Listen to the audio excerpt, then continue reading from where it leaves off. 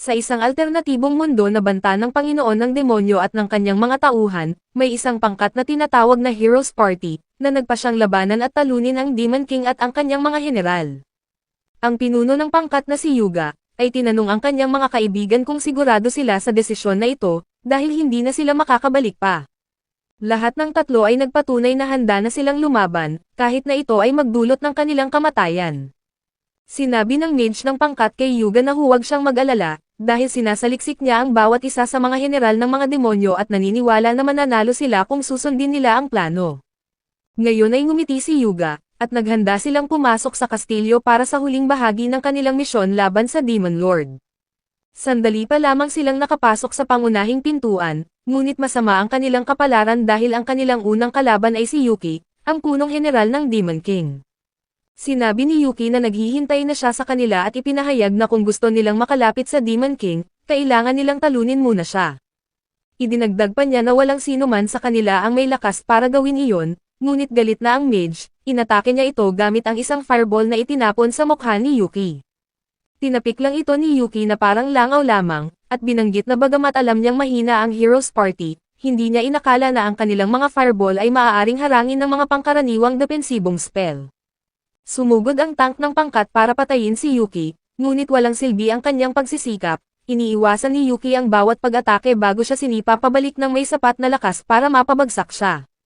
Agad na gumamit ng mahika ang support priestess na Cecilia, para palakasin si Yuga, na naghanda ng isa sa pinakamalakas na atake mula sa kanyang maalamat na espada na Excalibur. Ngunit hindi man lang umurong ng 1 pulgada si Yuki, binigyan niya ito ng kontra-atake, na lumaban sa lakas ni Yuga at sa huli ay nanalo pa. Isang malakas na madilim na enerhiya ang tumama sa buong pangkat, na nagpahimatay sa kanila. Habang sinusuri ni Yuki ang mga nahimatay na bayani para desisyonan kung ano ang gagawin sa kanila, napansin niya si Celia na nakahiga sa likuran, at napagtanto niya na siya ang eksaktong uri ng babae na gusto niya. Nabigla siya sa boses ng kanyang mga kapwa-general, na tinanong kung dapat nilang patayin ang pangkat para tuluyang maalis ang banta. Isang maliit na berdeng general ang nangasar kay Yuki dahil sa pagtitig nito sa babae, kaya iniba ni Yuki ang usapan, sinasabing iniisip lamang niya ang kinabukasan ng mga bayani. Iminungkahi ng isang general na walang ulo na tapusin na ang mga bayani, ngunit nagpa siya si Yuki na mas mabuting itapon na lamang sila palabas ng kastilyo. Iniutos niya sa mga general na dalhin ang mga mahihinang nilalang palabas, at iwan malapit sa isang nayon na hindi kalayuan. Sinunod ng 3 general ang kanyang mga utos, bagamat binalaan siya ng berdeng general na mapapahamak siya sa Demon King dahil dito. Sinabi ni Yuki na huwag muna silang mag-alala tungkol sa Demon King at tinignan ulit si Celia, tahimik na nagpaalam sa kanya habang ito ay dinadala palayo. Sa paglipas ng 1 buwan, paulit-ulit na sinubukan ng Heroes Party na salakayin ang kastilyo, ngunit madali lang silang tinalo ni Yuki at itinapon sila palabas sa kaharian ng mga demonyo. Ngunit isang araw, tinawag ng Demon King si Yuki sa kanyang korte na kasama ang kanyang ministro, tinanong kung bakit hindi pa pinapatay ni Yuki ang mga bayani. Kinutya ng ministro si Yuki, sinasabing napakahina ng Heroes Party para talunin ng isang tulad niya. Tumawa ang buong korte, ngunit ibinaba ni Yuki ang kanyang ulo at walang sinabing salita, at nang nagsalita ang Demon King ay tumahimik ang lahat sa buong silid. Binalaan niya si Yuki na kung mabubuhay pa ang Heroes Party sa susunod nilang pagtatangka, ibibigay na niya sa mga tauhan ni Yuki ang gawain na harapin sila. Iniisip ni Yuki ang kanyang mga kasama at nagpasya na hindi niya hahayaan na mangyari iyon, at ipinangako niya sa Demon King na sa susunod na pagsugod ng Heroes Party sa kastilyo, hindi na sila makakabangon pa para makita ang susunod na araw. Bumalik siya sa kanyang kwarto, humiga sa kanyang kama at nag-iisip kung paano niya matatapos ang laban para sa huli nilang pagkikita. Alam niyang walang pag-asa ang kanyang mga tauhan laban sa mga bayani, na may sapat na lakas para talunin pa ang sariling Demon King. Tanging ang kanyang napakalakas na kasanayan at lakas na kapangyarihan lang ang makakatalo sa kanila, at pagkalipas ng ilang linggo, pumasok muli ang Heroes Party sa kastilyo. Sa pagkakataong ito, determinado si Yuki na tapusin na ang lahat, at sinabi niya kay Yuga na dapat siyang matuto sa kanyang mga pagkakamali, at itigil na ang pag-abala sa kanya tuwing linggo para lamang talunin siya. Agad na sumugod si Yuga kasama si Raven, ang pulang buhok na tank, at binalot nila si Yuki para ilunsad ang kanilang inihanda na atake mula sa 2 direksyon. Ngunit mas mabilis si Yuki at nahulaan niya ang kanilang galaw, iniwasan ang kanilang mga atake, at binigyan sila ng kontra-atake gamit ang isang malakas na Magic Blast na nagpabalik sa kanila. Akala ng dalawa na tapos na si Yuki, ngunit hindi sila binigyan ng panahon para makabawi, at binigyan sila ng pangalawang Magic Blast na direktang tumama sa kanila at tumilapon silang dalawa sa isang pader. Agad na tumakbo si Celia para gamutin ang dalawa at suriin kung ayos lang sila. Si Mika ay nanatili para pigilan si Yuki, at bigyan ng oras si Celia na gamutin sina Hyuga at Raven. Agad niyang pinakawalan ang kanyang magic spell, na madaling pinigilan ni Yuki, ngunit binitawan din niya ang isang malaking apoy na may pagkaantala sa pagsabog, at nagulat si Yuki nang sumabog ito sa kanyang harapan. Gayunpaman, dahil sa kanyang sobrang lakas, halos walang epekto sa kanya ang pagsabog. Iniisip niya kung paano naging napakalakas ang isang simpleng general, ngunit gumana ang kanyang plano, nakakuha ng sapat na oras si Celia para gamutin ang dalawang lalaki hanggang sa makabangon silang muli. Tumawa si Yuki at sinabing walang magbabago kahit ilang beses pa silang maglaban. Ngunit hindi interesado si Hyuga na makipag-usap, kinuha niya ang kanyang espada, tinipon ang lahat ng kanyang lakas hanggang sa lumiwanag ito, at sumugod siya kay Yuki para sa huling atake. Nang mawala ang usok, narinig muli ang boses ni Yuki na tinatanong kung naniniwala na sila na hindi nila siya matatalo kahit anong gawin nila. Lumayo si Hyuga, handang harapin ang anumang atake, at sinabi kay Yuki na wala silang pagpipilian, kailangan nilang talunin ang Demon King kahit anong mangyari. Sa kanilang pagkabigla, inalok ni Yuki na payagan silang makapunta sa susunod na silid kung iiwan nila si Celia pansamantala. Tumanggi si Hyuga, ayaw niyang iwanan ang isang kasama, ngunit ipinaliwanag ni Mika na ito ay pagpili sa pagitan ng kaligtasan ng isang babae at ng buhay ng milyon-milyong tao. Hindi pa rin sigurado si Hyuga, ngunit nagsalita si Celia mula sa likuran at sinabing umalis na sila nang wala siya. Ang mga bayani ay nangakong babalik para sa kanya pagkatapos nilang tapusin ang Demon King, bago sila pumasok sa pintuan patungo sa susunod na silid. Sa kabilang banda, naiilang si Yuki na magkasama sila ni Celia at tinanong kung kumusta siya. Nanatiling alerto si Celia at sinabing kahit na alam niyang wala siyang pag-asa laban sa kanya, lalaban siya hanggang sa huli. Binitawan niya ang isang Magic Blast kay Yuki, ngunit hinarang ito ng demonyo at sinabing tumahimik siya, dahil hindi niya plano na masaktan siya. Ngayon ay nalilito si Celia, at tinanong kung bakit siya pinaiwan. Nilabas ang kanyang lakas ng loob, inamin ni Yuki na minamahal na niya ito mula pa noong una niya itong makita sa kastilyo, at nais niyang gumawa ng pamilya kasama siya. Ito ang kanyang huling inaasahan, napatigil siya at hindi alam kung ano ang sasabihin, kaya nagpaumanhin na lamang siya. Naiintindihan ni Yuki ang ibig sabihin nito at umupo sa lupa, sinasabing wala na siyang dahilan para mabuhay sa mundong ito. Hindi sigurado si Celia kung ito ba ay isang patibong para mawala ang kanyang pagdepensa, at sinabing ang mga demonyo ay dapat na walang puso. Ipinaliwanag ni Yuki na hindi siya isang tunay na demonyo, isa siyang tao sa kanyang orihinal na mundo, ngunit muling isinilang bilang isang demonyo na naglilingkod sa Demon King. Sinabi niya na hindi siya matatalo ng mga bayani dahil sobrang lakas niya at mas malakas siya kaysa sa halos lahat ng nilalang sa mundong ito. Idinagdag pa niya na pinapayagan lamang siyang umalis ng kastilyo para salakayin ang mga nayo ng mga tao, na kinaiinisan niya dahil nararamdaman pa rin niyang siya ay isang tao. Tinanong ni Celia kung bakit hindi niya pinapatay ang Demon King para magawa na niya ang gusto niya. Sumagot si Yuki na kahit kayang niyang patayin ang Demon King anumang oras, gagawin siyang susunod na Demon King, na isang posisyon na ayaw niyang tanggapin. Iminungkahi ni Celia na talikuran na niya ang kanyang buhay bilang demonyo at bumalik na mamuhay kasama ng mga tao, at nakaramdam ng pag-asa si Yuki at nagpa siyang tanggapin ang kanyang alok. Noong araw na iyon, tinalo ng Heroes Party ang Demon King, at isang malaking pagdiriwang ang ginanap sa kabisera ng hari, kung saan binigyang pugay ng hari ang mga bayaning nagligtas sa bansa mula sa kadiliman. Sinubaybayan ito ni Yuki mula sa malayo, bago niya putulin ang kanyang mga sungay para magmukhang tao, pagkatapos ay bumili ng karaniwang damit at pumunta sa Adventurers Guild. Natagpuan niya ang guild na walang tao maliban sa isang masungit na tagapangasiwa sa harap ng mesa, at masiglang tinanong ni Yuki kung pwede siyang sumali sa guild. Ang tagapangasiwa na si Crayman ay napabuntong hininga sa pagkabigat ng kanyang loob, dahil ang lahat ay may pahinga para sa pagdiriwang ng tagumpay, ngunit siya ang napili na magtrabaho. Inirehistro niya si Yuki bilang isang adventurer, binigyan siya ng kanyang card, at binalaan na huwag itong mawawala dahil mahirap kumuha ng bago. Sa paglipas ng ilang linggo, masipag na nagtrabaho si Yuki, natatapos ang isang quest pagkatapos ng isa. Siya ang naging pinakamabilis na adventurer na umangat sa ranggo, mula F hanggang D rank sa loob lamang ng ilang linggo. Pinag-uusapan siya sa guild, at kahit si Crayman ay tinawag siya para tanungin kung paano niya nagagawa ang mabilis na pag-angat bilang isang baguhan. Hindi alam ni Yuki kung ano ang kanyang sasabihin, at ibinigay na lamang ang mga quest na gusto niyang kunin, nang biglang lumitaw si Celia at sinabing kausapin siya ng mag-isa. Dinala niya ito sa kanyang bahay at sinabing umalis na siya sa Adventurers Guild. Ipinaliwanag niya na ngayong patay na ang Demon King, ang mga bansa ay naglalaban para sa kapangyarihan at yaman, at ang ilan ay sinusubukang kunin ang kontrol sa Greenland. Ito ay nangyari matapos ang ilang bansa na sapilitang sakupin ang Venezuela.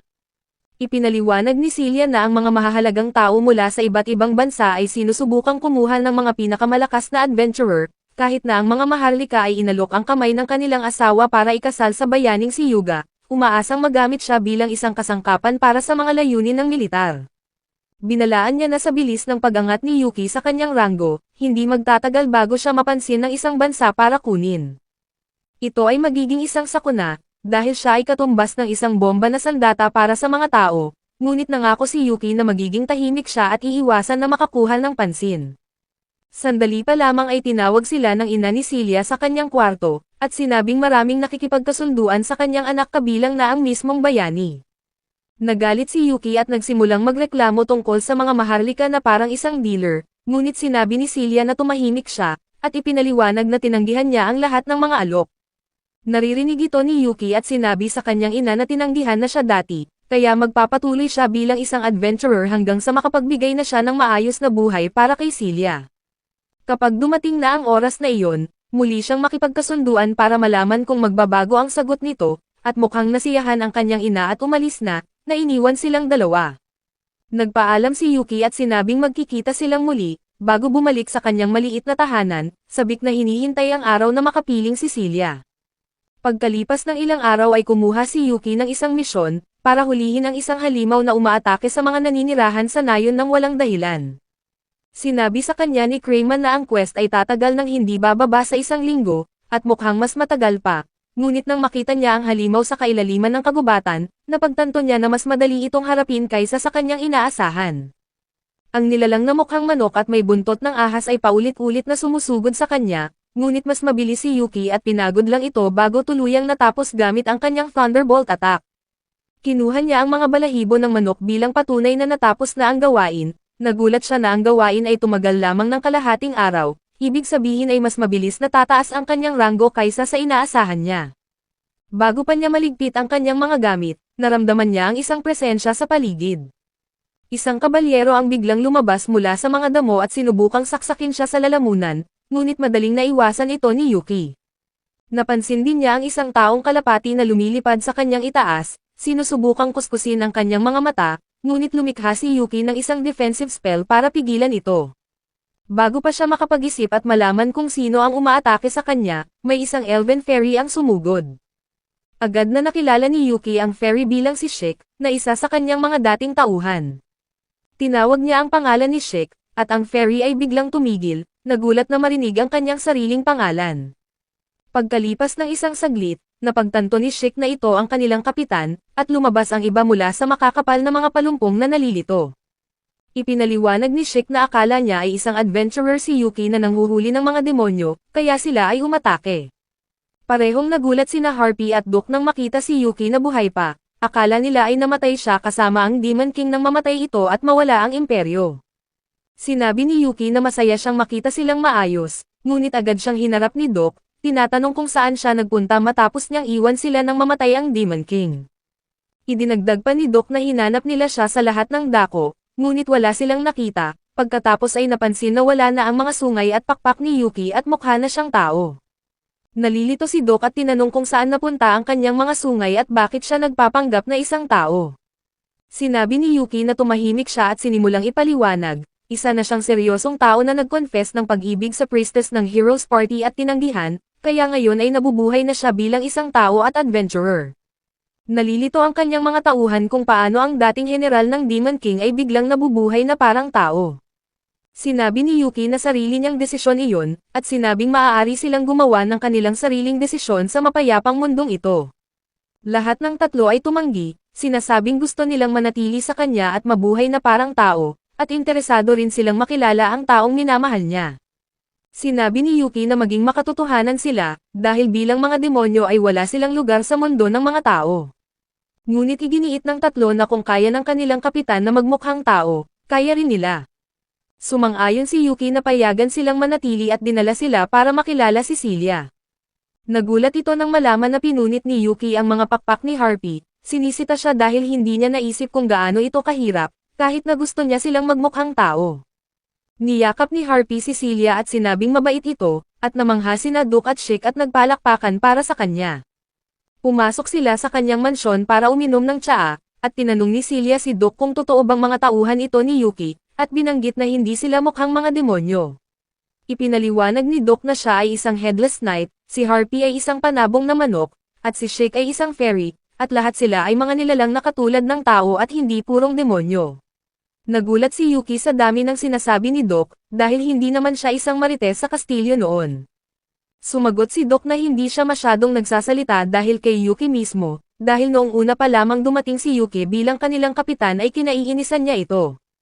Mula nang muling isinilang si Yuki sa mundong ito, siya ay isang taong tahimik at bihirang makipag-usap sa kanyang mga tauhan, binaliwala pa niya at hindi sinusunod ang mga utos ng kanyang direktang superior na si Zai, na sinabing sayang lamang ang oras kung makikipag-usap siya kay Yuki.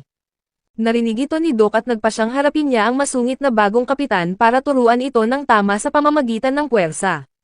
Ngunit mas malakas pala si Yuki kaysa sa inaasahan ni Duke, madali siya nitong tinalo, na naging dahilan para igalang niya ang lakas nito. Sinabi ni Celia na malinaw namang mahalaga sa kanila ang kanilang kapitan ngayon, at sumang-ayon si Duke at sinabi niya na silang lahat ay umibig na sa kanilang kapitan, at mahal din sila ni Yuki. Sa ilang sandali pa lamang ay napagtanto ni Yuki na hindi na niya naririnig na naglalaro sina Harpy at Chick. Ngayon ay nag-alala siya, dahil kung malaman ng iba na ipinagtatanggol ni Celia ang mga demonyo, maaari itong magdulot ng malaking problema. Nakita nila si Chick na natutulog sa hita ng ina ni Celia, at ipinaliwanag nito na naglalaro ito sa hardin ngunit napagod at natulog. Agad na humingi ng paumanhin si Yuki, sinasabing kaibigan niya si Chick at hindi alam kung ano ang mali at tama. Ngunit sinabi ng ina na huwag siyang mag-alala dahil mahilig siya sa mga bata, at tinanong ni Yuki kung nakita niya ang batang babae na kasama ni Chick. Sinabi nito na kinuha siya ni Sofia, na ang kanilang katulong at pumasok ng mansyon. Nagmadali silang lahat pabalik, natatakot na baka magpanik o gumawa ng gulo si Harpy kung matakot ito. Sa halip, nakita nila si Harpy na tahimik at maayos ang ugali, nakasuot ng uniforme ng katulong na ibinigay ni Sofia. Ipinakilala ni Sofia ito bilang isang bagong katulong na si Harpy, ngunit ipinaliwanag ni Celia na kaibigan ito ni Yuki. Humingi ng paumanhin si Sofia, sinasabing dapat ay may bagong katulong na magsisimula ngayong araw at nalilito siya. Sinabi ni Yuki kay Harpy na magbihis na siya, ngunit sinabi nito na gusto niyang magtrabaho at tinanong si Sofia kung pwede siyang manatili. Ngumiti si Sofia, at sinabing ipapakita niya sa kanya ang kwarto ng mga katulong mamaya. Pagdating ng gabi, naghanda nang umalis sina Yuki at ang kanyang mga kaibigan.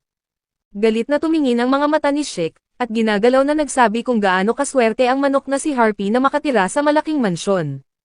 Sinabi ni Celia na pwede silang bumisita anumang oras, at hinila siya ng kanyang ina sa tabi at sinabing si Celia ay hindi tumigil sa kanyang trabaho at walang pahinga, kaya siguraduhin niyang magpapahinga ito sa susunod na araw, at hiniling na isama siya ni Yuki sa isang date. Kinaumagahan, sabik na naghihintay si Yuki sa sentro ng lungsod para kay Celia. Dumating ito sa isang magandang karwahe na hinila ng 2 manok, pagkatapos ay lumabas na nakasuot ng damit pang mamamayan at may makapal na salamin. Bumibilis ang tibok ng puso ni Yuki sa kagandahan nito, kinuha ang kanyang kamay at nagsimulang libutin ang lungsod. Bawat maliit na bagay ay nagiging interesado si Celia at tumigil sila sa isang coffee shop, nangangatuwiran na uminom sila ng tsaa doon mamaya. Bumisita sila sa iba't ibang lugar, naglaro ng mga pusa, sumubok ng mga damit, at plano ni Yuki na bumili ng maliit na regalo para sa kanya sa isang tindahan para maalala niya ang araw na ito. Ngunit biglang nagbago ang kanilang kapalaran nang makita nila si Yuga at Nika, na magkasama din at nakasuot ng damit pang masa. Pagkatapos ay tumakbo si Yuga papunta kay Celia at nagsimulang kausapin ito, ganap na binaliwala si Yuki na nakatayo mismo sa tabi niya. Inanyayahan niya si Celia na sumama sa kanya, na ikinainis ni Yuki. Sa kabutihang palad, sinabi ni Celia na may kasama rin siyang kaibigan ngayong araw. Doon lamang napansin ni Yuga si Yuki, ngunit hindi niya ito binigyang pansin at sinabing pwede rin itong sumama kung gusto niya. Pagkatapos ay hinila niya si Celia papasok ng tindahan ng mga regalo, na iniwan sina Nika at Yuki sa labas. Parehong naiinis sina Nika at Yuki, at sinabi ni Nika na sana ay umibig si Celia sa isang karaniwang tao na tulad niya. Sa sandaling ito ay natuwa si Yuki bago napagtanto na kinukutya nito si Celia at hindi siya, kaya inakala niyang masamang tao si Nika. Samantala, nasa loob pa rin si Yuga at kinakausap si Celia. Naalala ni Yuki na tinanggihan ni Celia ang panliligaw ni Yuga, at sino mang makatwirang tao ay aalis na at iiwan siya, ngunit walang hiya si Yuga at ayaw ring umurong ni Yuki. Pumasok siya sa loob at kumuha ng isang kwintas para kay Celia, at tinanong kung nagustuhan niya ito, at namula si Celia at sinabing maganda ito. Sandali pa lamang ay lumapit si Yuga na may dalang malaking tiyara na gawa sa esmeralda, ipinagmamalaki na ito ang pinakamahal na bagay sa tindahan. Inalis niya ang sombrero ni Celia para ilagay ang tiyara, na naging dahilan para mahulog ang kanyang salamin sa lupa. Agad na nakilala ng mga tao si Celia bilang ang priestess, kasama sina Nika at Yuga na ang mga bayani. Sumiksik ang mga tao sa kanila, iniwan si Yuki, na isang demonyo na hindi alam ng sino mang tao sa labas. Sinubukan niyang makapasok sa mga tao para hanapin si Celia, ngunit nakatagpo niya ang matangkad na mandirigma na si Raven, na napapalibutan ng mga babae.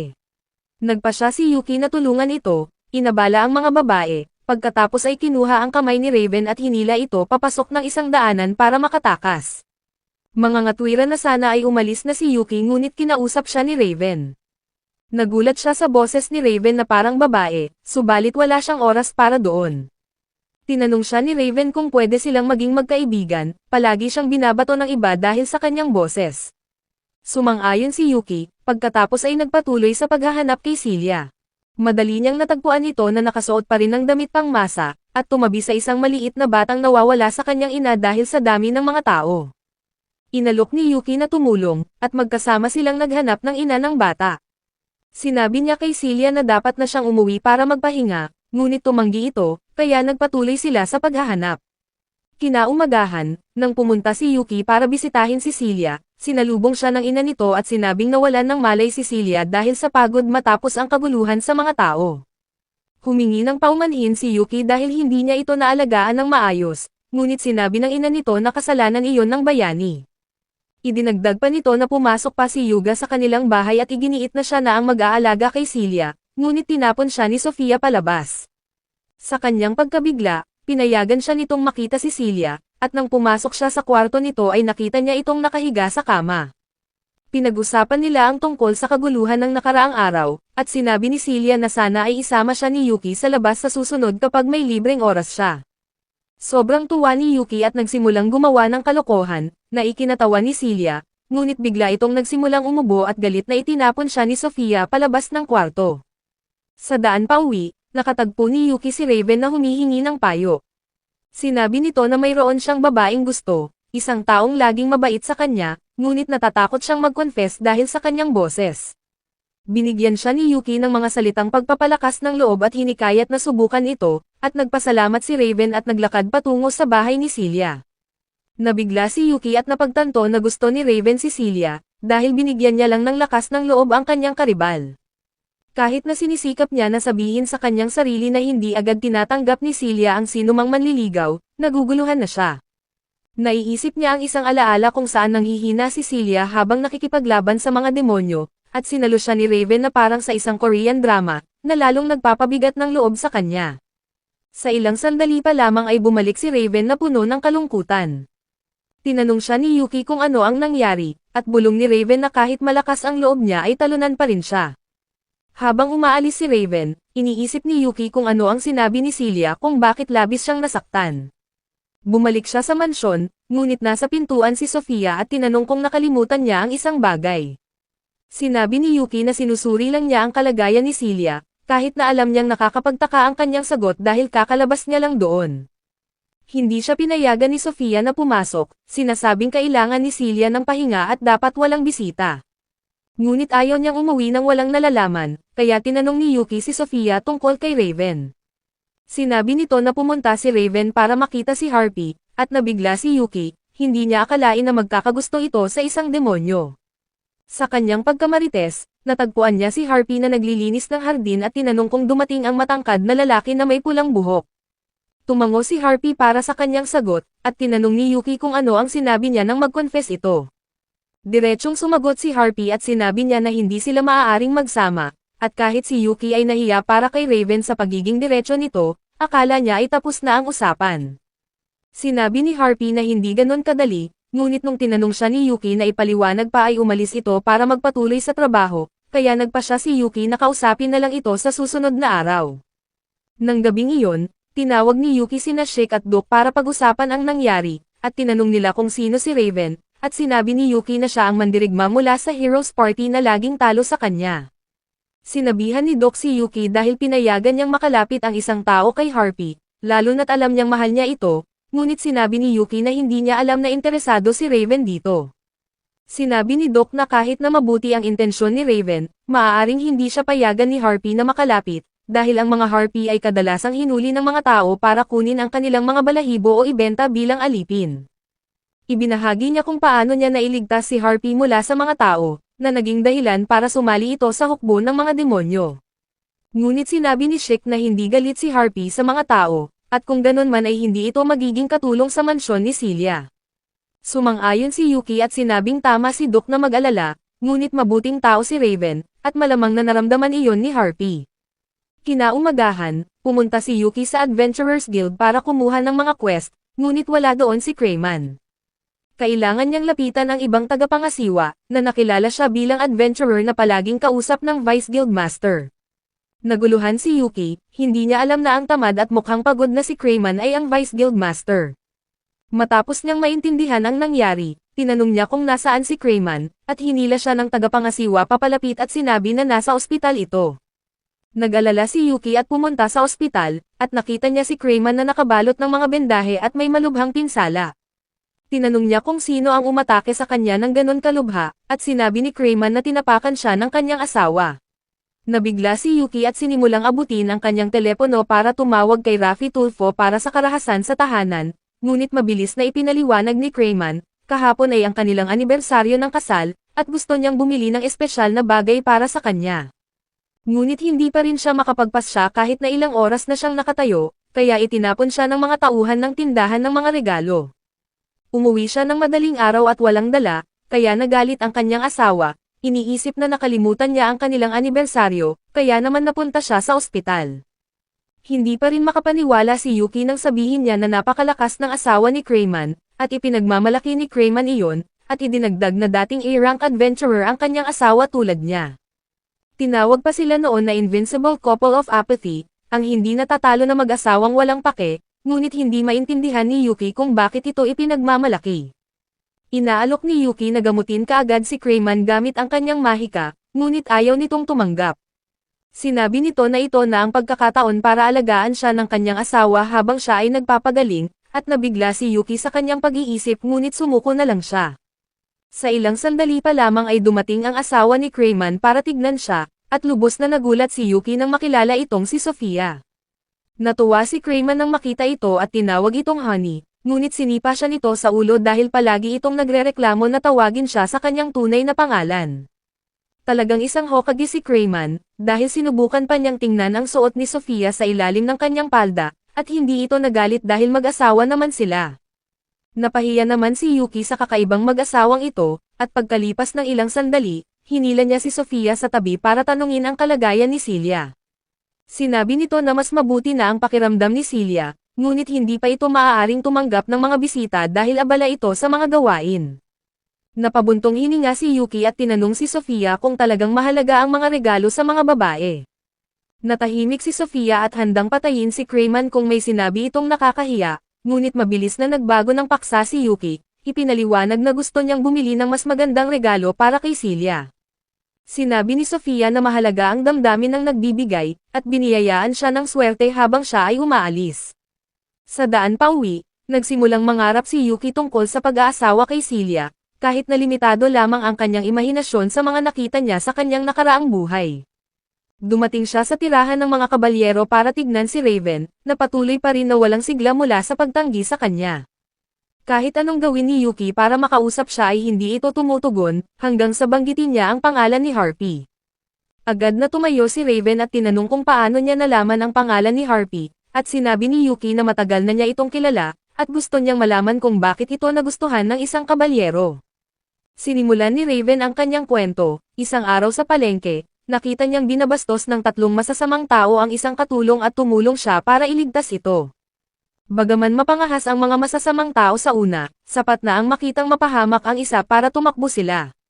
Nang malaman ni Raven na ligtas na ang katulong, sinimulan na niyang umalis, ngunit hinila nito ang kanyang balabal para magpasalamat. Sinabi niya na trabaho lamang iyon, at napagtanto niya na ginamit niya ang kanyang tunay na boses. Nahiya si Raven, ngunit sinabi ng katulong na si Harpy, na maganda ang kanyang boses at nainggit pa siya rito. Tumakbo ito pagkatapos noon, at doon pa lamang niya naramdaman ang unang pag-ibig. Inamin niya na nakilala niya ang uniforme ng katulong, kaya naman siya ay pumunta sa mansyon ni Celia. Nagulat si Raven nang malaman na kilala ni Yuki si Celia, at nagsimula namang magkwento si Yuki tungkol sa kung paano niya ito nagustuhan, at nagsikap siyang maging isang matagumpay na adventurer para maging karapat-dapat dito. Lalo pang nalungkot si Raven, iniisip niyang talunan siya dahil hindi niya magawang magsumikap para sa babaeng gusto niya.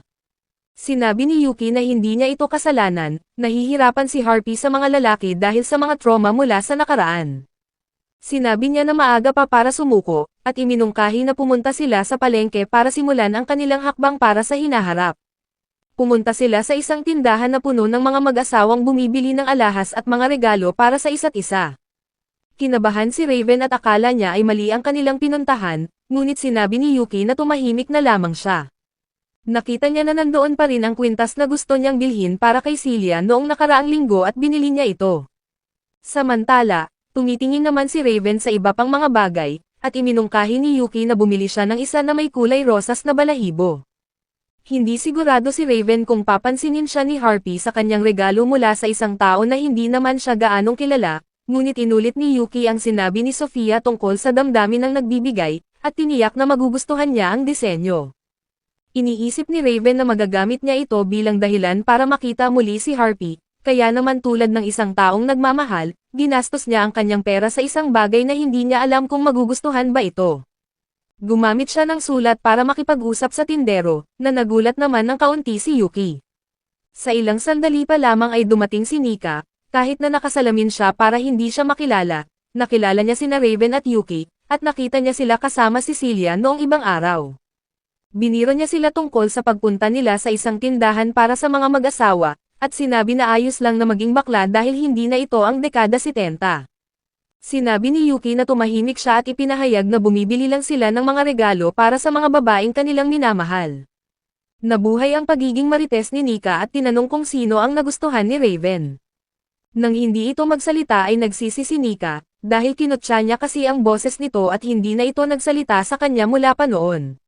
Napagtanto ni Yuki na masungit man si Nika, may konsensya naman ito, at inanyayahan niya ang dalawa na magkwento tungkol sa kanilang mga damdamin. Sinabi ni Yuki na hindi siya interesado, ngunit alam ni Raven na mapilit si Nika, parang isang taong humihingi ng mababang presyo kahit hindi naman karapat-dapat. Sinabi niya kay Yuki na tapusin na lang nila ito, at pumunta sila sa isang restaurant na walang ibang tao. Ngunit sabay nang kumain sina Yuki at Raven nang hindi tumigil, ginagamit nila ang pagkain bilang dahilan para hindi mag-usap. Gayunpaman ay napansin ito ni Nika, at sinabi niya na hindi niya maibabahagi ang anumang impormasyon tungkol kay Celia kung ayaw nilang makipag-usap. Bagamat hindi kilala si Yuki na sumuko agad, bigla na lang siyang pumayag at handa nang makipag-usap. Unang tinanong ni Nika kung gaano nakalayo ang relasyon nila ni Celia, at sinabi ni Yuki na hindi pa naging sila, at marami pa ring nanliligaw kay Celia, ngunit lahat ay tinanggihan niya kabilang na ang bayani na si Yuga. Naiintindihan ni Nika kung bakit, kulang sa tamang asal si Yuga at palaging sinusubukang makita si Celia, at pumapasok siya bigla sa kwarto habang nakahubad o naliligo si Celia at ang ibang babae. Bukod pa rito, siya ay may maraming mga babae na madalas napipigilan ang kanyang mga plano dahil hinihiling ng mga babae na manatili siya sa kanilang lungsod. Minsan pa ay direktang sinabi ni Celia sa kanya na huwag siyang mapilit sa mga bagay na hindi naman dapat. Binalaan ni Nika si Yuki na mas mabuting huwag siyang magalit kay Celia, pagkatapos ay lumingon siya kay Raven para marinig ang kwento nito. Agad na tumayo si Yuki para ipagtanggol ang nararamdaman ng kaibigan, na ikinainis ni Nika, dahil naramdaman niya na trinato siya nila na parang isang kontrabida. Kinakabahan niyang ipinaliwanag na gusto niya lang silang tulungan kapalit ng kaunting tulong din sa kanya, at dahil dito, napaisip si Raven kung may problema ba sa pagitan nila ni Yuga. Tiniyak niya kay Nika na mapagkakatiwalaan niya si Yuki, at banta nito na ipapasingaw siya ng katamtamang kamao kung sasabihin niya sa iba ang sasabihin pa niya. Naging seryoso na si Nika at ibinunyag na paulit-ulit silang natalo sa kastilyo ng Demon Lord, at kailangang magpanggap na nagulat si Yuki, kahit na siya mismo ang pumatay sa kanila tuwing pumupunta sila doon. May isang malakas na demonyong general sa pasukan ang hindi lang sila talunin, kundi binababoy pa ang kanilang dangal sa pamamagitan ng pagpapagaling sa kanila at pag-iwan sa isang malapit na baryo. Nagsisinungaling sila na hindi pa sila handa para protektahan ang karangalan ng bayani, ngunit matapos ang isang buwan ng pagkatalo at pagkakaubos ng mga gamit sa baryo, hinalok sila ng demonyong general na papasukin sila kung iiwan nila si Celia doon. Pinilit ni Nika ang grupo na tanggapin ang kanyang alok, na sa tingin niya ay dahilan kung bakit nagagalit sa kanya si Yuga.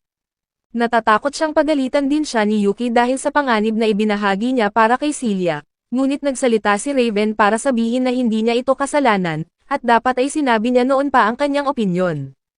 Napagtanto ni Yuki na siya ang nagdulot ng hidwaan sa grupo ng bayani, at tinanong kung nakausap na ba ni Nika si Celia tungkol dito. Inamin ni Nika na nahihiya siya dahil ang dahilan niya para pilitin ang grupo ay ang pag-ibig niya kay Yuga, at sa tingin niya ay hindi siya mapapatawad ni Celia. Tinatanong ni Yuki kung plano niya na hayaan na lang na magkairita sila magpakailanman, at napagtanto ni Nika na kailangan niyang magpakumbaba dahil dito at nagpa siyang humingi ng tawad kay Celia. Pagkatapos niyang umalis, nadama ni Raven ang determinasyon na kausapin muli si Harpy, at pumunta sila ni Yuki sa mansyon ni Harpy, at doon sila nakita ni Shik at Doc na naroon din para makita si Harpy. Nang ipakilala ni Yuki si Raven kay Doc, agad itong naging depensibo at tinanong kung si Raven ba ay isang talunan na desperado, na sinusubukang makuha ang loob ng isang babae na tinanggihan na siya. Ipinagtanggol ni Yuki ang kaibigan at sinabi na sobrang maingat lang si Doc dahil mahal na mahal niya si Harpy. Tinanong ni Doc kung ano ang kailangan ni Raven, at nang mapilitan na ito, sinabi ni Raven na hindi niya masyadong kilala si Harpy, ngunit gusto pa rin niyang kausapin ito ng isang beses pa. Wala namang pakialam si Doc na parang mga luma ng linya ang sinasabi niya, sinabi niyang dapat sabihin ni Raven na protektahan niya si Harpy at gagawin siyang masaya, dahil iyon ang mga salitang nakakaantig sa mga puso ng mga babae. Ngunit tumanggi si Raven na gumamit ng mga linya na hindi naman sa kanya, na ikinahanga ni Doc. Tinulak niya si Raven patungo kay Harpy at sinabing sabihin na lang nito ang gusto niyang sabihin. Dinala ni Raven si Harpy sa isang tahimik na lugar, iniabot ang regalo, at kinakabahan na tinanong kung pwede na lang silang maging magkaibigan. Natutuwa si Harpy sa regalo at pumayag na maging kaibigan siya ni Raven, bagamat wala siyang anumang damdaming higit pa roon. Makalipas ang ilang araw, mabigat ang loob ni Yuki, higit sa isang linggo na mula noong huling makita niya si Celia, at wala na siyang lakas. Pumasok si Shik nang bigla, tumalon at humihingi na pumunta sila ni Yuki sa mansyon ni Celia para makapaglaro siya sa hardin kasama si Harpy. Wala sa tamang kondisyon si Yuki at sinabi niya na pupunta sila sa ibang pagkakataon, gusto na lang niyang matulog hanggang sa makita niya ulit si Celia. Iniisip niya kung gaano kaabala ang lahat sa grupo ng mga bayani, dahil lagi namang gumagala si Celia para gamutin ang mga taong hindi maaring tulungan ng ibang manggagamot. Si Raven naman, bilang kapitan ng mga gwardya, ay namamahala sa mga bagong tauhan at tinitiyak na maayos ang lahat. Si Nika na bilang palace mage, ay inaayos ang mga problema sa korte, at si Yuga naman ay parang ambasador ng kaharian, na namamahala sa mga gawain sa ibang bansa at pinapaslang ang mga malalakas na halimaw na hindi kayang patayin ng mga mababang ranggong adventurer. Pakiramdam ni Yuki ay walang silbi siya kung ikukumpara sa kanila, at iniisip niya kung may maitutulong ba siya para mapadali ang buhay ng mga ito. Naputol ang kanyang pag-iisip nang tumalon si Shik sa kanyang dibdib at nagrereklamo na sana ay sumama na lang siya kay Doc, ngunit inanyayahan siya ni Raven na sumali sa mga kabalyero, isang posisyon na inaprubahan ni Doc.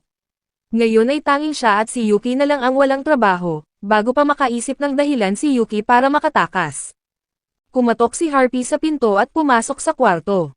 Agad na natuwa si Shik, akala niya ay makakalabas siya sa mapanghinayang na silid na ito at makakakuha ng sikat ng araw, hanggang sasabihin ni Harpy kay Yuki na ipinadala siya ni Celia para magdala ng mensahe, na libre siya ng hapon at gustong makita siya. Sobrang tuwa ni Yuki at agad na tumayo, iniisip na ngayon na niya maibibigay kay Celia ang kwintas na binili niya sa isang tindahan ng mga regalo. Nagpasya si Chic na sumama kay Harpy pauwi sa mansyon, at iniwan si Yuki na mag-isa. Nagpasya si Yuki na lumabas para makakita ng sikat ng araw na nararapat sa kanya, at nagpasya na makapaglakad sa damuhan para makalanghap ng hangin. Habang naglalakad siya sa mga kalye, iniisip niya kung paano niya mapapabilis ang oras hanggang sa hapon, nang biglang tumawag sa kanya ang isang matandang babae. Sinabi niya na kaya niyang basahin ang kinabukasan ni Yuki at binalaan itong mababa ang swerte niya ngayong araw, dahil malungkot ang araw na darating sa kanya. Ngunit walang makakapagpababa ng mood ni Yuki, tinaboy niya ang matanda at sinabing makikita niya ngayon ang babaeng pinapangarap niya, at walang makakasira sa magandang araw na ito. Pagdating sa daan, huminto siya sa isang panaderya para bumili ng mga tinapay para kay Celia. Nagtataka siya nang makita ang isang napakalakas na lalaki na mahilig mag-gym, nakasuot ng pink na bestida at tinanggal ang mga pamantayan ng kasarian, na nagbebenta ng mga merienda. Lumapit si Yuki at tinanong kung nasaan ang karaniwang nagbebenta ng mga cake.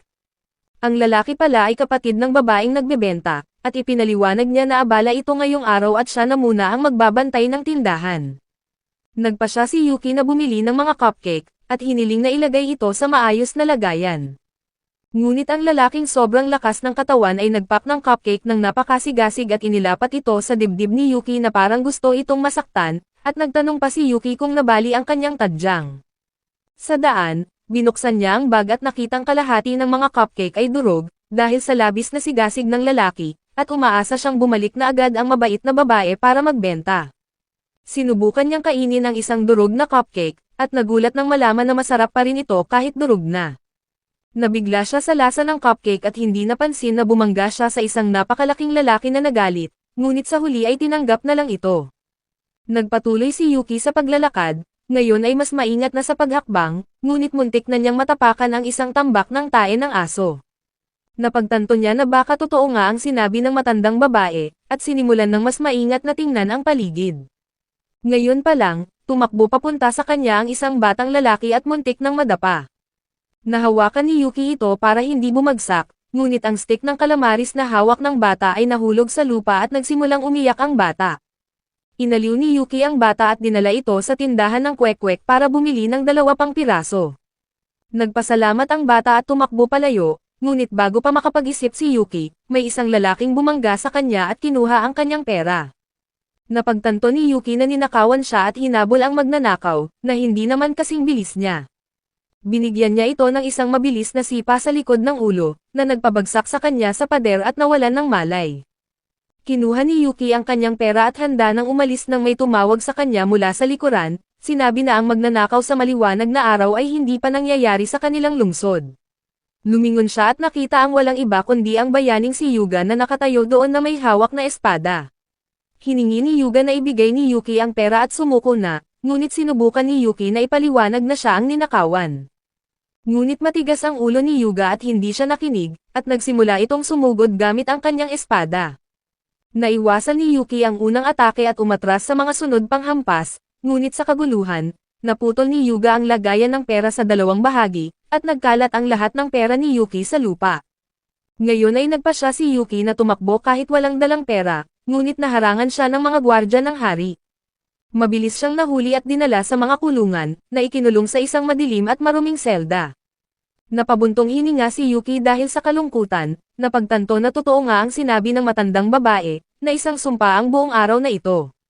Bago pa siya mas lalong malungkot, narinig niya ang isang pamilyar na boses, lumapit si Doc sa kanyang selda at tinanong kung ano ang ginawa niya para mapunta doon. Nakalimutan na ni Yuki na nagtatrabaho na ngayon si Doc bilang gwardya ng hari. Biniro siya ni Doc at tinanong kung binugbog niya ang isang inosenteng tao dahil hindi siya binibigyan ng pansin ni Celia. Ipinaalam ni Yuki na wala siyang ginawang mali, siya ang ninakawan, at ang bobo na bayani ay gumamit ng labis na puwersa nang hindi man lang siya pinapayagang magpaliwanag o humingi ng tulong. Sinabi ni Doc na huwag siyang mag-alala, tinignan na ni Raven ang kaso at sinusuri na ang lahat ng detalye, kaya makakalaya na si Yuki sa lalong madaling panahon. Nakaramdam si Yuki ng maluwag nang lapitan sila ng isang babaeng gwardyang elf na nagngangalang Irene, at sinabing kailangan na nilang bumalik sa pagsasanay. Hiniling ni Doc na ibigay muna ang susi dahil malaya nang umalis si Yuki. Binigyan siya ni Irene ng susi at pinalaya, dagdag pa nitong sinabi na gusto ring humingi ng tawad si Yuga sa kanyang pagkakamali. Medyo nagulat si Yuki dahil dito, at mula noon, inalok ni Yuga si Yuki at Raven sa isang malaking hapunan para bayaran ang kanyang pagkakamali. Humingi siya ng tawad sa personal, nagmamakaawa na patawarin siya at hinihikayat si Yuki na kumain ng marami hanggang sa mabusog siya. Umupo sila at busog na busog sa pagkain, pagkatapos ay sumulat si Raven sa isang piraso ng papel at sinabing humingi ulit ng tawad si Yuga. Inamin ni Yuga na hindi niya alam na magkaibigan sina Yuki at Raven, at ibinunyag na ito ang unang pagkakataon na nakita niyang nagalit si Raven. Doon biglang naalala ni Yuga na siya nga pala ang lalaking nabangga niya nang kasama niya si Nika sa bayan, at agad niyang tinanong kung ano ang relasyon ni Yuki kay Celia. Nagulat si Yuki sa tanong at sinabing magkaibigan lang sila. Pagkatapos ay humingi ng payo si Yuga kung paano niya mapapabuti ang relasyon niya kay Celia, hindi alam na siya mismo ang kalaban ni Yuki sa puso ng dalaga. Sinubukan ni Yuki na pigilan ang sitwasyon sa pamamagitan ng pagsasabing ilang linggo pa lang niya nakilala si Celia, kaya mas mabuting magtanong siya sa taong mas kilala ito. Lumingon si Yuga kay Raven, ngunit mabilis na sumulat si Raven na hindi siya makakasagot ng mga ganitong tanong, dahil wala rin siyang alam. Nabigo si Yuga at sinabing hindi rin niya pwedeng itanong kay Nika, dahil kinaiinisan daw nito si Celia. Nagulat si Raven at Yuki dito, dahil kanina pa lang sila nakausap ni Nika, at tinanong ni Yuki si Yuga kung ano ang ibig niyang sabihin. Dahil hindi alam ni Yuga na si Yuki ang demonyong general, ikinwento niya ang tungkol sa isang matinding sagupaan laban sa isang general ng demonyo, kung saan iniling ng kalaban na iiwan nila si Celia, at agad na pumayag si Nika. Sinimulan ng sabihin ni Yuki na hindi iyon totoo, ngunit sumigaw si Yuga at tinanong kung naroon ba siya noong nangyari iyon. Mabilis na nag-iisip si Yuki at sinabing mula kay Nika niya narinig ang kwento, at ipinahayag ni Yuga na tanging dahil sa pagkamuhi kay Celia ay magmumungkahi si Nika na iwan ito. Pinagtatalunan ni Yuki na si Yuga ang pinuno noon at siya ang gumawa ng huling desisyon na sundin iyon. Aminado si Yuga na totoo ang sinabi ni Yuki, ngunit hindi pa rin matanggap na siya mismo ang pumili ng desisyong iyon, at sinabing hindi niya kayang iwan si Celia. Pagkatapos ay inilagay ni Raven ang kamay sa balikat ni Yuga at umiling. Nagsalita si Yuki para kay Raven, sinasabing siya ang pinuno ng mga bayani, at dapat niyang tigilan ang pagbibintang sa mga kasama niya para sa sarili niyang mga desisyon na hindi tama. Ngayong narinig ito ni Yuga ay nagsimula siyang umiyak, at nang tumahimik siya, napagtanto niya na hindi maayos ang kanyang pagtrato kay Nika, kahit na lagi siyang sumusuporta sa kanya mula pa noong bata pa siya. Nagpasya siyang humingi ng tawad agad, ngunit natatakot siyang pumunta ng mag-isa, kaya hinila niya sina Raven at Yuki na sumama. Nang hindi man lang kumatok, pumasok siya sa bahay ni Nika at nakitang nagbibihis ito. Ngayon ay sumigaw si Nika, ngunit hindi ito pinansin ni Yuga at agad na humingi ng tawad sa pagmura at pagbibintang sa kanya tungkol sa pag-iwan kay Celia. Napakasama ng loob ni Nika kaya kumuha siya ng kanyang magic staff at ibinuhos ang lahat ng inis sa pamamagitan ng paghampas kay Yuga. Iniwan ni Yuki kay Raven ang gawain at tumakbo papunta sa mansyon ni Celia. Habang nasa daan, muling nakita niya ang napakalakas na nagbebenta ng cake, kasama na ngayon ang kapatid nitong babae, na nagbigay sa kanya ng bagong gawa na mga cupcake bilang paumanhin sa mga durog na paninda. Nagpasalamat si Yuki at nagmadaling umalis, ngunit napalibutan siya ng mga lalaking nakasuot ng magarang damit. Inaasahan na naman niya ang gulo, at iniisip kung ano ang ginawa niya. Sa halip, ipinaliwanag ng mga lalaki na ang batang tinulungan ni Yuki ay mula sa isang pamilyang mayaman, at bilang pasasalamat ay binigyan siya ng isang pakete ng kwek-kwek. Nagpasalamat si Yuki at tumakbo papunta sa mansyon ni Celia, kung saan nakita niya itong nakaupo sa isang upuan at nagbabasa. Maligaya siyang tinanggap nito habang inaalay niya ang mga cake at kwek-kwek. Nagpasalamat si Celia at sinabing kukuha na siya ng tsaa, ngunit biglang pumasok si Yuga na sumisigaw na napagtanto na niya ang kanyang pagkakamali. Sinuntok siya ni Nika sa mukha at sinabing tumahimik na siya, at dumating din si Raven, at lumapit si Nika para humingi ng tawad kay Celia. Sinabi niya na magkasama sila sa pangkat ng mga bayani, at hindi dapat niya ito iniwan sa anumang sitwasyon. Ngumiti lang si Celia at sinabing milyon-milyong buhay ang nakasalalay noon at mas mahalaga na talunin ang Demon King. Dagdag pa niya na matapos ang laban, kahit na sobrang pagod na si Nika at wala na siyang mana, tumakbo pa rin ito pabalik para tignan kung ligtas siya, at nawalan ito ng malay sa sobrang pagod at kaginhawahan nang makita siyang ligtas. Nagwakas ang lahat ng maayos, at naglakad sina Celia at Yuki sa araw na iyon habang bumababa ang araw. Inilabas ni Yuki ang kwintas na binili para kay Celia, at tinanggap ito ng dalaga ng may kagandahang loob, nagpapasalamat sa lahat ng ginawa niya para sa kanya. Makalipas ang ilang araw, binigyan ng pagkakataon si Yuki na samahan si Celia sa isa sa mga lugar kung saan siya nagtatrabaho para tumulong. Sa kasamaang palad ay walang bagay na maayos na nangyayari para sa kanya, dahil sa pagkakataong ito, ang problema ay si Sheik, na nakiusap at hinikayat pa si Celia na payagan siyang sumama dahil nababagot na raw siya. Habang nasa karwahe, tuwang-tuwa si Sheik at sinabing hindi pa siya nakasakay ng ganito. Sinabihan siya ni Yuki na huwag masyadong masaya, dahil hindi sila nagbabakasyon kundi tumutulong kay Celia sa trabaho. Ngumiti si Celia at nagpasalamat sa kanilang pagpunta, ngunit biglang lumabas ang sintomas sa kanyang mukha na mayroon siyang sakit. Agad na nag-alala si Yuki at tinanong kung ayos lang siya, at mabait na sinabi ni Celia na ayos lang siya, ngunit nahihilo lang siya tuwing sasakay ng karwahe. Iminungkahi ni Yuki na magpahinga muna sila bago magpatuloy, ngunit may mas magandang ideya si Sheik, iniabot niya ang isang potion, sinasabing lihim itong gawa ng mga pixie, na nakakatulong sa pagkahilo tuwing sasakay sila ng sasakyan. Lubos na nagpasalamat si Celia at uminom ng potion, at sa kanyang pagtataka, nawala nga ang pagkahilo niya tuwing sasakay ng karwahe. Pagkatapos ay pinasalamatan niya si Sheik, at mayabang na tumingin ito kay Yuki na tinatanong kung masaya na ba itong sumama siya. Sinubukan ni Yuki na itulak siya palayo, habang tumatawa si Celia at sinasabing labis siyang natutuwa na sinamahan siya ng dalawa sa misyon na ito, dahil nagbibigay ito sa kanya ng lakas ng loob. Hindi nagtagal ay nakarating na sila sa baryo, kung saan laganap na ang sakit mula pa noong unang panahon. Napansin ni Celia na tahimik ang baryo at kulang sa sigla ang mga tao. Nakita nila ang isang matandang lalaki na agad siyang kinilala at malugod siyang binati, sinasabing hindi niya inakala na darating pa si Celia para tulungan sila. Bumati rin si Celia, pagkatapos ay ipinakilala sina Yuki at Sheik bilang kanyang mga kaibigan at bihasang salamangkero na tutulong sa mga mamamayan.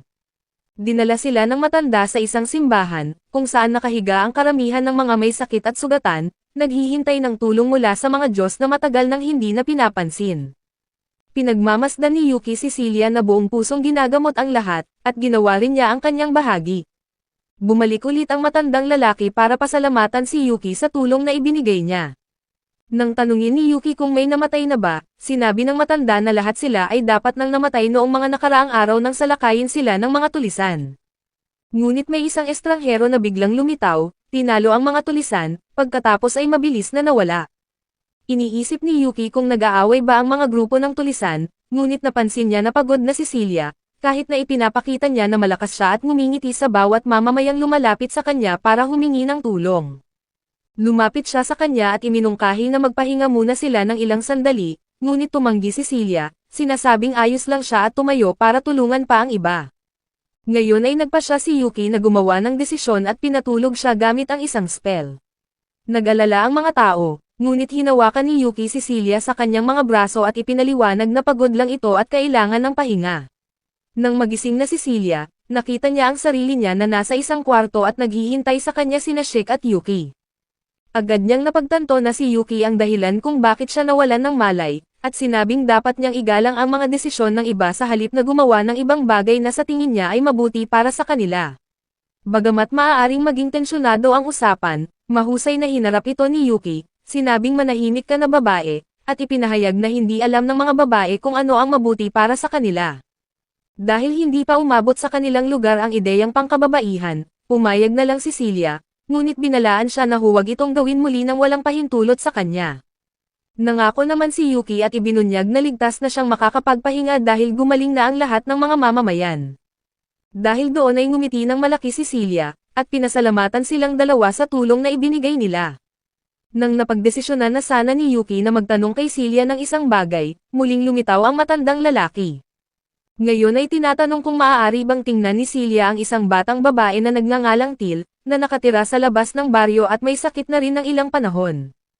Tinanong ni Yuki kung nasugatan ito noong salakayin ng mga tulisan ang baryo, ngunit umiling ang matanda dahil nasa ibang lugar ito noong mangyari iyon.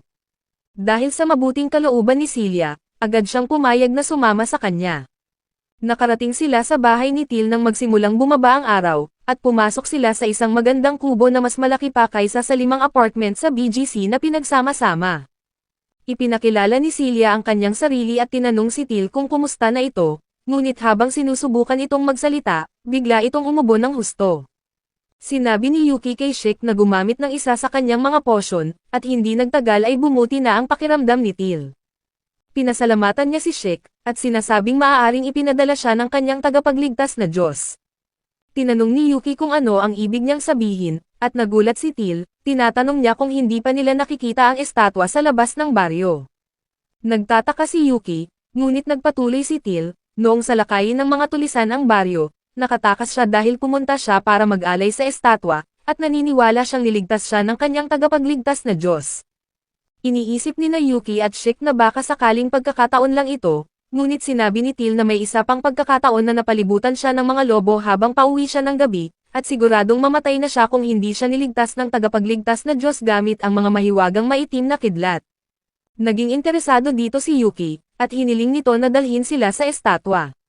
Matapos ang maikling paglalakad, nakarating na sila at nakita nila na hindi ito Diyos, kundi isang demonyo. Ngunit naging depensibo si Till, ipinaglalaban na hindi demonyo ang kanyang tagapagligtas.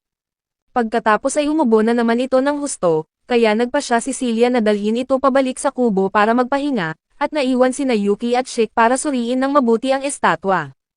Sinabi ni Yuki na mukhang magkapareho ito sa mga estatwa sa kastilyo ng Demon King, ngunit biglang nabuhay ang estatwa at inatake sila, at naiwasan ito ng dalawa at nakumpirma na ito ay isang nilalang na demonyo. Agad na kumilos si Shik, sinipa ang mukha ng demonyo at hinawakan ito ng mahigpit gamit ang kanyang braso. Pagkatapos ay kinuha niya ang kanyang kutsilyo at handang patayin ito, ngunit sinabihan siya ni Yuki na maghintay muna, dahil gusto niyang makipag-usap sa demonyo. Nang mapaghiwalay na sila, tinanong ng demonyo kung hindi ba't sila'y narito para patayin siya. Sinabi naman ni Yuki na siya mismo ang unang umatake sa kanila, at humingi ng paumanhin ang demonyo at inamin na nilikha siya para bantayan ang isang templo na matatagpuan sa malayong lugar. Ngunit isang araw, ninakawan ang templong iyon, at kasama niya ring ninakaw ang iba pang mga ari-arian. Nang nagdesisyon ang mga tulisan na atakihin ang inosenteng nayon, nagpasya siyang magdulot ng banal na hatol sa kanila at pumatay sa lahat ng mga ito. Mula noon, itinalaga siya ng mga tao sa nayon bilang kanilang tagapangalagang Diyos.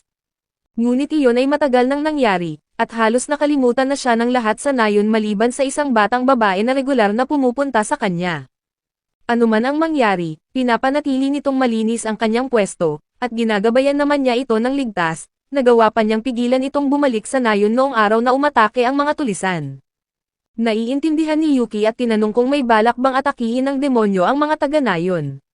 Sinabi ng demonyo na wala na siyang pakialam sa iba at hindi na siya sasali sa anumang gulo, ngunit ipaglalaban niya hanggang sa huli ang batang babae.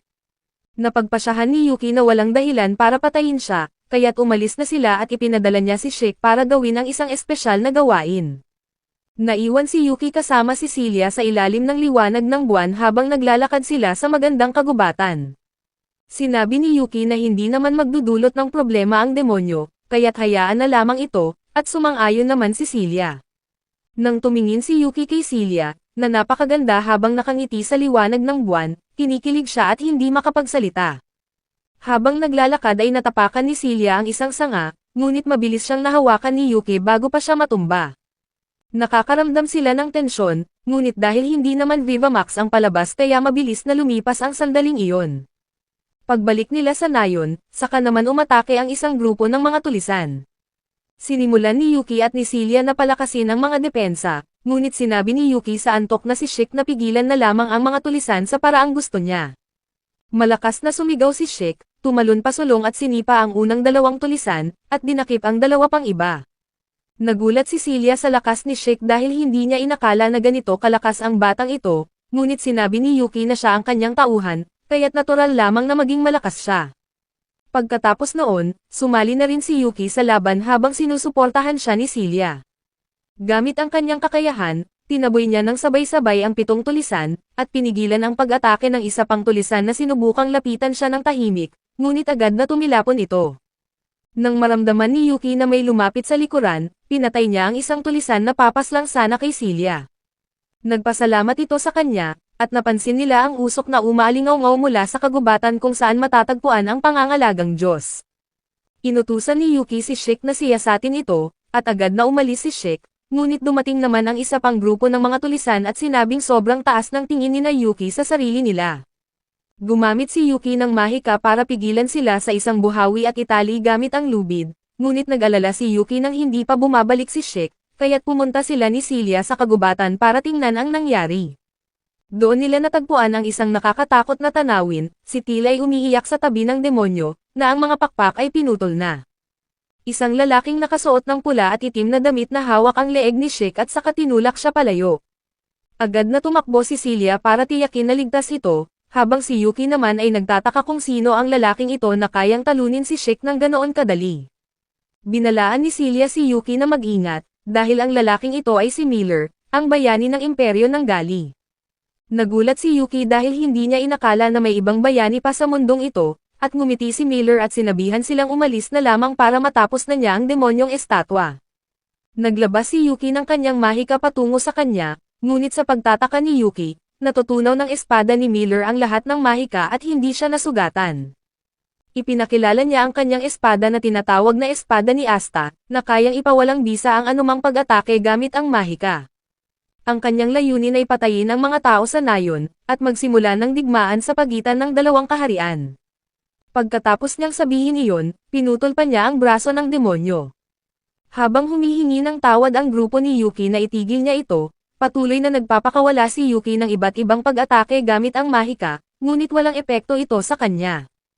Lumapit si Miller, at ginamit ni Yuki ang kanyang pinakamalakas na pag-atake, ngunit nang mawala ang alikabok, nakita nilang nakangiti pa ring nakatayo si Miller.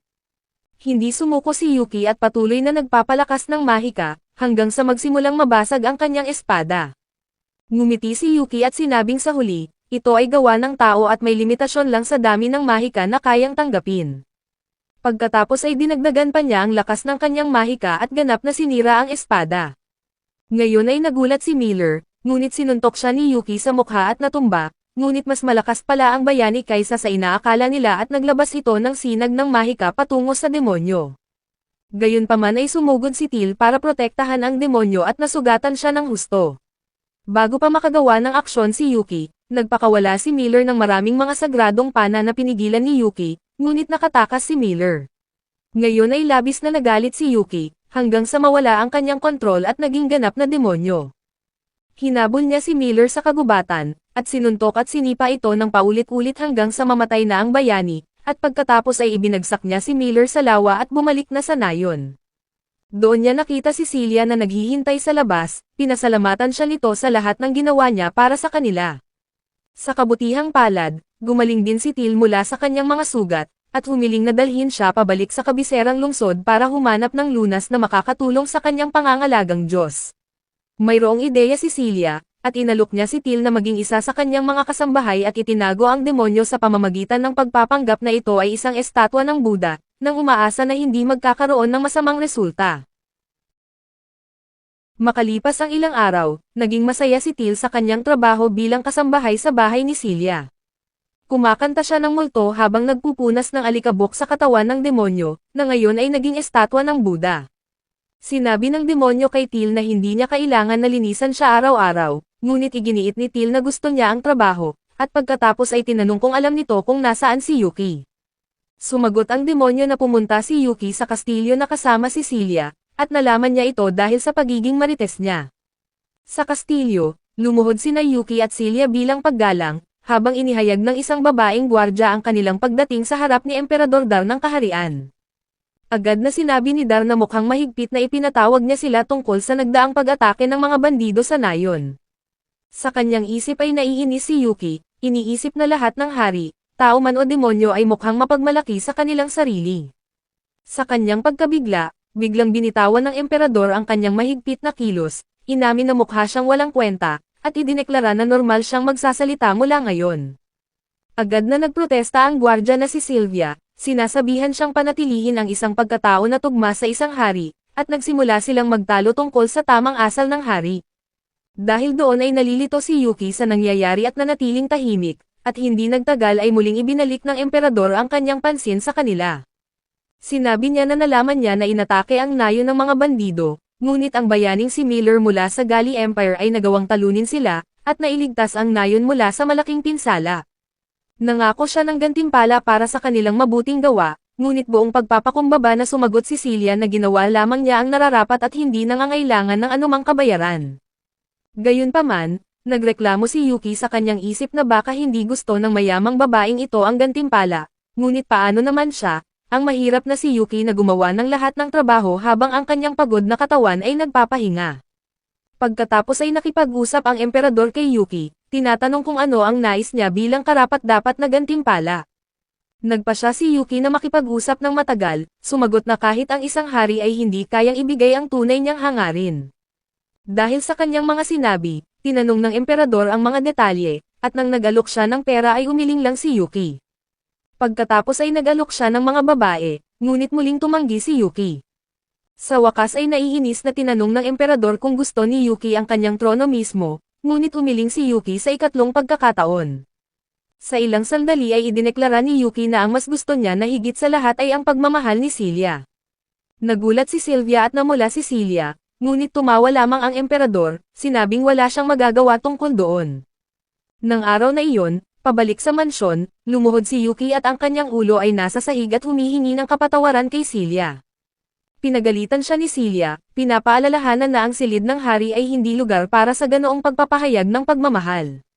Muling humingi ng tawad si Yuki, nagmamakaawa na huwag siyang magalit.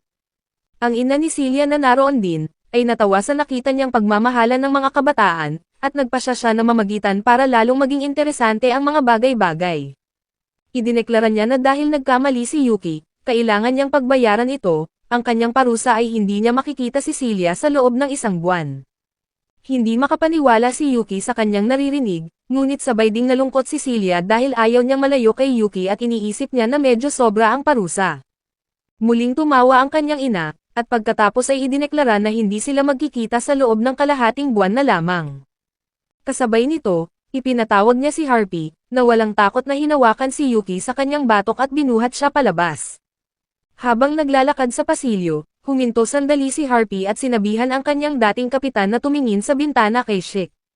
Sinundan ni Yuki ang tingin nito at nakita si Chic na nakaupo mag-isa sa hardin na mukhang malungkot. Ibinahagi ni Harpy na simula nang mangyari ang insidente sa nayon, hindi na siya nakikipag-usap kay Chic at laging malungkot. Naisip ni Yuki na marahil ay sinisisi ni Chic ang kanyang sarili sa lahat ng nangyari, dahil hindi niya nagawang protektahan si Till at ang demonyo nang atakihin sila ni Miller. Ipinagpatuloy ni Harpy ang kanyang tungkulin, binuhat si Yuki pabalik sa kanyang silid sa tavern, kung saan natagpuan nila ang demonyo at si Till na nag-uusap. Pinayuhan ng demonyo si Till na alagaan ang kanyang sarili, at naisip din ni Harpy na dapat nang bumalik si Till sa mansyon. Ngayon ay parehong umuwi ang dalawang babae, naiwan sina Yuki at ang demonyo. Ikinwento ni Yuki sa demonyo ang lahat ng nangyari sa araw na iyon, ngunit walang masyadong naitulong ang demonyo. Sinasabi ng demonyo na wala siyang masyadong magagawa, at dapat lang daw si Yuki na maghintay. Si Yuki na naghahanap ng mas mabuting solusyon, ay nagpa siya na makipag-usap kay Craymon at hiningi sa kanya na bigyan siya ng maraming trabaho hanggat maaari, umaasa na maging karapat-dapat kay Celia ang tunay na bayani. Hindi nagtagal, lumipas ang kalahating buwan kung saan patuloy na kumuha ng mga misyon si Yuki, na naglalayong maging isang mas mahusay na adventurer. Sa wakas, sa ika-15 araw, bumalik siya na masaya at handa na muling makita si Celia. Gayunpaman, pinigilan siya ng demonyo, sinabing kailangan nilang mag-usap. Nalilito si Yuki, ngunit pagkatapos ay bumalik ang demonyo sa kanyang tunay na anyo, at agad na napansin ni Yuki ang problema at bumagsak ang demonyo. Mas malakas at mas mapinsala ang atake ni Miller kaysa sa una nilang inakala. Tinanong ni Yuki kung bakit hindi niya ito sinabi kaagad, ngunit sumagot ang demonyo na wala rin itong kabuluhan dahil wala silang magagawa para pigilan ito. Naniniwala siya na mayroon na lamang siyang ilang araw bago siya tuluyang maglaho, at pagkatapos ay sinabi niya kay Yuki na alagaan si Till sa lahat ng paraan. Ibinalita niya kay Yuki na malubha pa rin ang sakit ni Till at maaaring bumagsak anumang oras.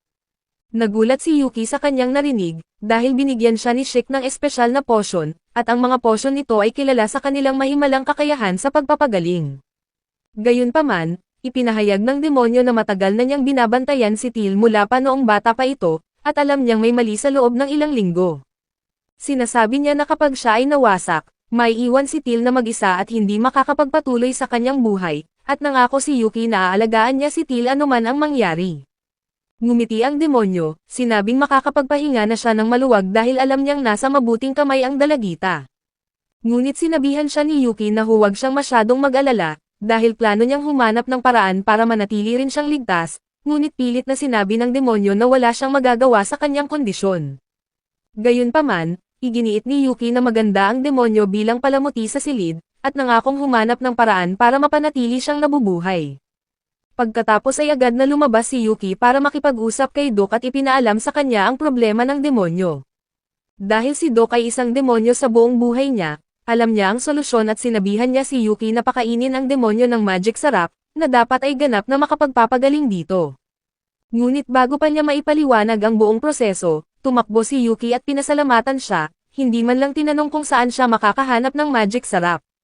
Bago pa niya ito pag-isipan, nakita niya si Celia na tumatakbo papalapit sa kanya na may malungkot na ekspresyon, sinasabihan si Yuki na sumama sa kanya dahil hindi maganda ang kalagayan ni Teal. Agad silang tumakbo pabalik sa mansyon at natagpuan si Chic na walang pagod na gumagawa ng kanyang mga potion. Ngunit sinabihan niya si Yuki na hindi maganda ang kalagayan ni Teal, anuman ang gawin niya ay hindi bumababa ang lagnat nito. Inamin niya na sinubukan niyang pigilan ang paglubha ng sakit, ngunit idiniin na kailangan nilang kumilos kaagad para mailigtas ang buhay ng bata. Sinabihan niya si Yuki na kumuha ng ilang partikular na damo para sa gamot, ngunit hindi alam ni Yuki kung saan mahahanap ang mga damong iyon, kaya inalok siya ni Celia na samahan siya. Agad silang nagtungo sa isang guild ng mga ngalakal, ngunit sa kasamaang palad, parehong nauubos ang mga damo at magic potion. Ipinaliwanag ng mga ngalakal na ang kakulangan ng alak ay nagdulot sa mga tao na gumamit ng magic potion bilang kapalit. Dahil doon ay nalilito si Yuki, hindi niya alam kung ano ang kanyang gagawin, at kung hindi niya makita ang Magi Sight at ang Twilight Grass, mawawala sa kanya si Teal at ang demonyo sa kanyang silid. Sa sandaling iyon, lumapit si Craymon sa kanya at tinanong siya tungkol sa isang misyon, at sumagot si Yuki na hindi pa siya handa para sa isang misyon ngayon, ngunit iginiit ni Craymon na makinig muna siya. Ipinaliwanag ni Craymon na ang misyon ay alisin ang isang halimaw mula sa isang Magi Sight Cave, at dahil ang mahiwagang enerhiya ay nagtitipon doon, siguradong makakahanap din sila ng Twilight Grass. Sa tuwa ni Yuki, pumayag si Craymon na sumama sa kanila sa lokasyon, at sumama pa si Sofia sa ekspedisyon, dahil hindi niya kayang manatili na lang habang may sakit ang isa sa kanyang mga katulong. Pagsapit ng gabi, dumating sila sa isang kalapit na nayon, kung saan iminungkahi ni Craymon na magpalipas sila ng gabi at magtungo sa kuweba kinabukasan ng umaga. Nagulat si Yuki at gusto nang pumunta kaagad, ngunit pinayuhan siya ni Craymon na kumalma, ipinaliwanag na ang ibang halimaw ay aktibo sa gabi, at ayaw nilang pahirapan ang kanilang gawain. Bukod pa rito, ang partikular na halimaw na ito ay isang ogre na kumakain ng bato na naging napakalakas matapos kumain ng maraming Magi Sight, kaya hindi na ito apektado ng mga mahiwagang atake. Ipinaliwanag din ni Craymon sa kanila na ang nag-utos ng misyon ay gusto ang halimaw na manatiling nabubuhay, kaya kailangan nilang malaman kung paano ito hulihin. Kinaumagahan, maaga silang naghanda at nagtungo sa kuweba. Hindi nagtagal, nakaharap nila ang halimaw na gumagamit ng bato, ngumunguya ng mga kristal na parang kumakain ng chips. Sa sandaling nakita nito ang mga adventurer, naghagis ito ng maraming bato sa kanila. Niligtas ni Yuki si Celia mula sa ganap na pagkadurog ng isang bato, habang walang kahirap-hirap na winasak ni Sofia ang batong patungo sa kanya sa isang sipa. Gumamit si Craymon ng kakaibang kasanayan sa mahika para harapin ang mga batong binato sa kanya, at agad na sinubukan ni Yuki na gumanti gamit ang isang mahiwagang atake, ngunit ang halimaw ay ganap na walang pinsala. Binalaan siya ni Craymon na mag-ingat, pinaalalahanan na kailangan nilang hulihin ang demonyo nang hindi patay. Pagkatapos ay ginamit niya ang kanyang Earthlock na atake, na nagpapahirap sa Rock Eater, at ginamit ni Celia ang kanyang Divine Chain Spell para ikulong ito. Gayunpaman, walang silbi ang kanilang ginawa, dahil sinira ng halimaw ang mga tanikala, at winasak ang mga nakapalibot na bato para makalaya muli. Pagkatapos ay gumawa si Craymon ng isang plano para sirain ang halimaw mula sa loob. Iminungkahi niya ang paggamit ng kanyang shadow magic para lumikha ng isang hadlang sa paligid ni Sofia, na magpapahintulot sa kanya na pumasok sa bibig ng halimaw at patayin ito mula sa loob. Nagpahayag ng pag-aalala si Celia, ngunit tiniyak ni Sofia na dalubhasa siya sa malapitang labanan. Nagpa siya si Yuki na kumilos at gumawa ng isang frost cage sa paligid ng halimaw, na agad na sinundan ng mga divine chains ni Celia. Si Sofia na nababalutan ng shadow magic, ay tumalon sa bibig ng halimaw at nawala sa loob. Napansin ng halimaw na mayroong mali at sinubukan nitong makawala, ngunit patuloy na ibinabalik ni Yuki at Celia ang kanilang mga kakayahan para panatilihing nakakulong ito. Gayunpaman, may isa pang baraha ang halimaw, naglabas ito ng maraming maliliit na golem, na hindi rin kayang tablan ng magic attack. Nang napagtanto nila ito ay nagsimulang suntukin ni Yuki ang mga maliliit na halimaw, sinisira ang mga ito isa-isa, habang nahihirapan si Celia na pigilan ang higanteng rock eater, at hindi nagtagal ay bumagsak siya at naitulak sa lupa. Habang nakatayo ang halimaw na nagbabanta sa ibabaw ni Celia, na handang tapusin siya, ngunit bigla itong bumagsak sa lupa. Lumabas si Sofia mula sa bibig ng halimaw, matagumpay na nawasak ang nilalang mula sa loob, at agad na niyakap ni Craymon si Sofia at pagkatapos ay inutusan sina Celia at Yuki na kunin ang Twilight Grass. Tumakbo sila papasok sa kuweba, at mabilis nilang natagpuan ang Twilight Grass. Nang iminungkahi ni Yuki na bumalik na sila, sinabi sa kanila ni Craymon na manatili sila magdamag, dahil ang paglalakbay sa gabi ay maaaring napakadelikado. Gayunpaman, si Yuki na nag-aalala kay Teal, ay nagpa siya na lumabas sa gabi ng palihim. Ngunit alam ni Celia na maaaring gawin ni Yuki ang ganito dahil sa kanyang kakayahang lumipad, kaya ibinigay niya kay Yuki ang mga damo. Pagkatapos ay muling lumaki ang mga sungay at pakpak ni Yuki, lumipad patungo sa kalangitan para bumalik kay Teal at sa demonyo. Ibinigay niya kay Shake ang mga damo at pagkatapos ay nagmadaling bumalik sa kanyang silid, pilit na pinainom ang Magicite Crystal sa demonyo. Agad na muling lumaki ang braso ng demonyo, at nakaramdam siya ng malakas na enerhiya. Pagkatapos ay umalis siya sa kanyang silid at dumiretso sa kwarto ni Teal, kung saan natagpuan niya itong natutulog ng mahimbing. Pagkatapos ay ginising siya ng baliw na ito, para lang sabihin sa kanya na magiging maayos na siya ngayon. Kahit lubos na pagod, lumipad si Yuki pabalik sa kabilang nayon, sinisiguro na walang makakaalam ng kanyang tunay na pagkatao. Sa kabila ng kanyang matinding pagkapagod, ginantimpalaan siya ng pagkakataong makatulog sa napakagandang hita ni Celia.